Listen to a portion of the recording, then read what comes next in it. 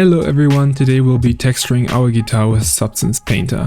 The model is ready to go, so we need to export it as an FBX. Let's get that FBX in Substance Painter, select the resolution as a 2K map and press OK. Now you can see our model right here, but we need to give it some textures, so let's click on the croissant here. Now we're in baking mode. Select the 2K texture again. Set the anti-aliasing to super sampling 4. In the ambient occlusion, set the secondaries to max, and in curvature also the secondary to max. Now hit bake, and now let your computer bake all the texture maps. Once this is done, you can go back, and now the fun begins. Let's search for a wood material. Give it this wood plane material, I like this one. With shift and the right mouse you can control the light. Let's put the same wood material on the back side and add a tonal value. And drag the slider down so it gets dark. We want it to have a darker tone on the outside, just like that. Now on the head here, we can search for some metal. I like this one, but you can choose whatever you want to. Just drag it on, and this is looking pretty good.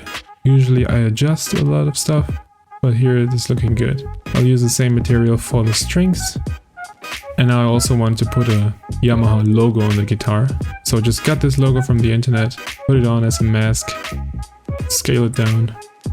Next I wanted to create some dots. For that I create a fill layer, put it on top, deselect everything except the color, and give it a black mask. Now with my pen I can draw in white.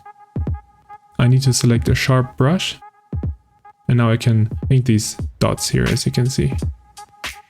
It usually has a dot on the 7th too, on the 9th too, and on the 11th fret it has 2 points. Now I created again the fill layer only with color. Set the color to black and give a black mask.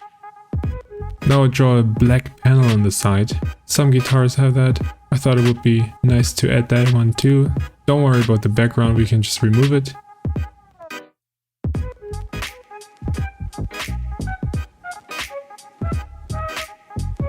Now that this is filled, with X you can switch your color and just remove the background. So this is looking pretty good. I'm happy with the results. Let's get into Blender. With Ctrl-Shift-E you can export your textures. Make sure that you have Node Wrangler enabled in Blender, and now by selecting the principled BSTF you can press Ctrl-T to get the textures in. Make sure to only select the corresponding texture set. Node Wrangler will automatically recognize which image goes into which input. Now this is the guitar. It's done, it's looking great. It has really some realistic textures. This is my process of creating assets. If you like this tutorial series, let me know in the comments, and I'll see you soon.